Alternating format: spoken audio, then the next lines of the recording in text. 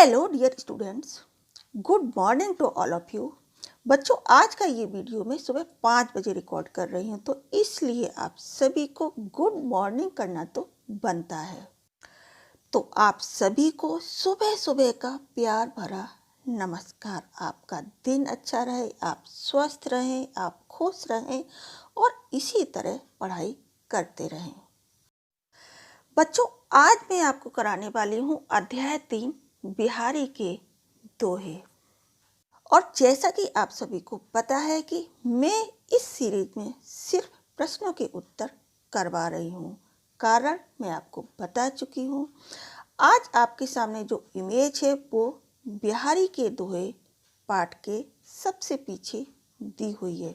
मुझे पसंद आई तो मैंने सोचा क्यों ना मैं आपको इसी इमेज के द्वारा आज का वीडियो शुरू करूं। और इसके साथ ही मेरा सबसे पसंदीदा दोहा जो कि आपके लेसन में सबसे नीचे दिया है, मैं उसे पढ़ देती हूँ और उसके बाद मैं आपको बताऊंगी कि ये मुझे क्यों पसंद है। जब माला छापे तिलक, शरे न एकौ कामु, मन कांचे नाचे वृथा, साचे राचे रामू। तो बच्चों, इस दोहे के माध्यम से कवि कहना चाहते हैं कि ऐसे व्यक्ति जो ईश्वर को पाने के लिए तरह तरह के ढोंग करते हैं, पाखंड करते हैं, आडंबर करते हैं, इसके बजाय ऐसे व्यक्ति जो सच्चे मन से ईश्वर की उपासना करते हैं वे सच्चे भक्त हैं। और क्योंकि मैं भी उसी तरह के टीचर को रखती हूँ तो इसलिए मुझे ये दोहा बहुत पसंद है। बच्चों, ईश्वर को पाने के लिए यदि आप 2 मिनट हाथ जोड़कर सच्चे मन से प्रभु को याद करते हैं तो जरूर आपकी उपासना उन तक पहुंचती है। तो चलिए, लेक्चर तो बहुत हो गया, अब शुरू करते हैं आज की क्लास। तो सबसे पहले मैंने लिए हैं आपकी पाठ्य पुस्तक के प्रश्न संख्या का निम्नलिखित प्रश्नों के उत्तर दीजिए। बच्चों, तो प्रश्न संख्या का के सभी प्रश्न 1 2 3 4 5 मैं पढ़ने वाली नहीं हूँ क्योंकि इससे वीडियो बहुत बड़ा हो जाएगा।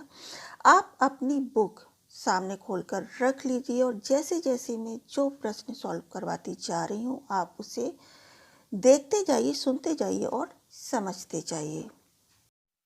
तो बच्चों, प्रश्नों के उत्तर करवाने से पहले मैं कहना चाहूँगी कि आप मेरे पिछले वीडियो देख सकते हैं। उन वीडियो में मैंने आपके सभी दोहों को सॉल्व करवाया है। इट मीन्स उनके भावार्थ को अच्छे से समझाया है। तो चलिए, आज का पहला प्रश्न है, छाया भी कब छाया ढूंढने लगती है। ज्येष्ठ मास में ग्रीष्म ऋतु प्रचंड रूप धारण कर लेती है। इसमें ज्येष्ठ मतलब जेठ का महीना, आधा मई और आधा जून, जिसे हम ज्येष्ठ मास कहते हैं और मास में इस महीना होता है। प्रचंड मीन्स बहुत ही डेंजर रूप, जिसमें ज़्यादा गर्मी पड़ती है और ऐसे समय में गर्मी बढ़ जाती है। धरातल सूर्य की तेज किरणों से मानो जलने लगता है, पेड़ पौधे झुलसने लगते हैं।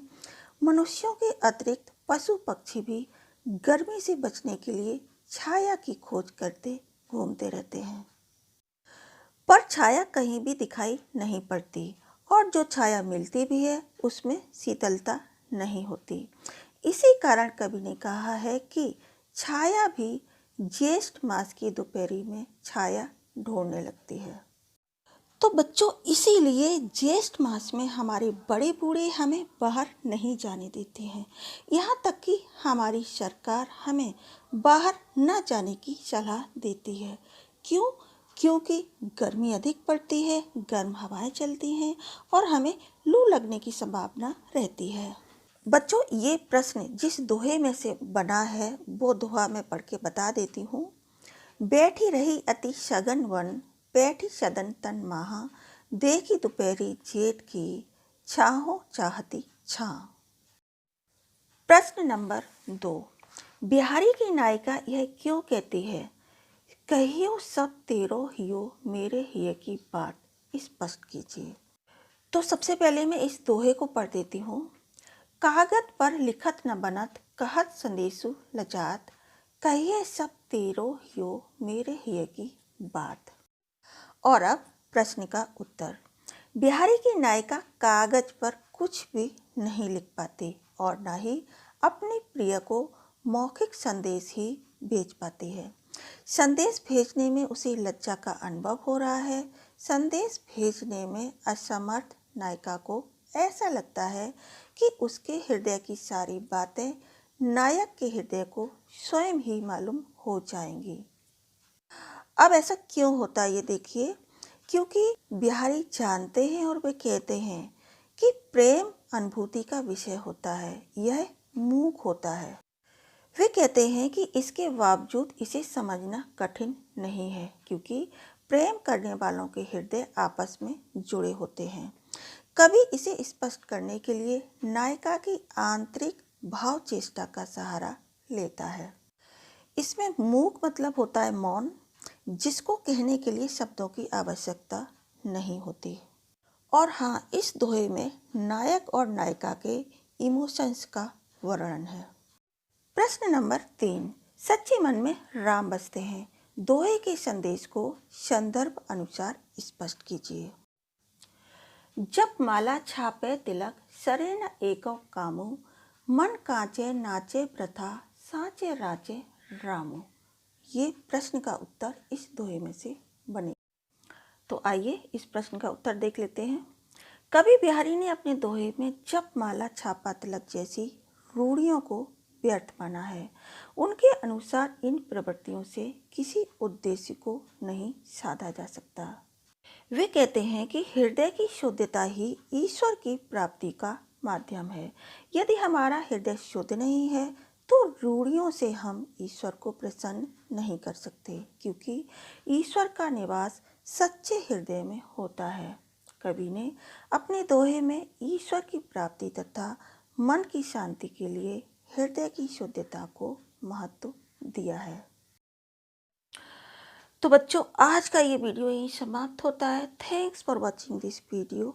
बहुत बहुत शुक्रिया आप सभी का कि आप मेरे चैनल को सब्सक्राइब कर रहे हो, वीडियो को शेयर कर रहे हो। इसी तरह आप हमारे साथ बने रहिए, हमारे साथ पढ़ते रहिए, हमारा सहयोग करते रहिए।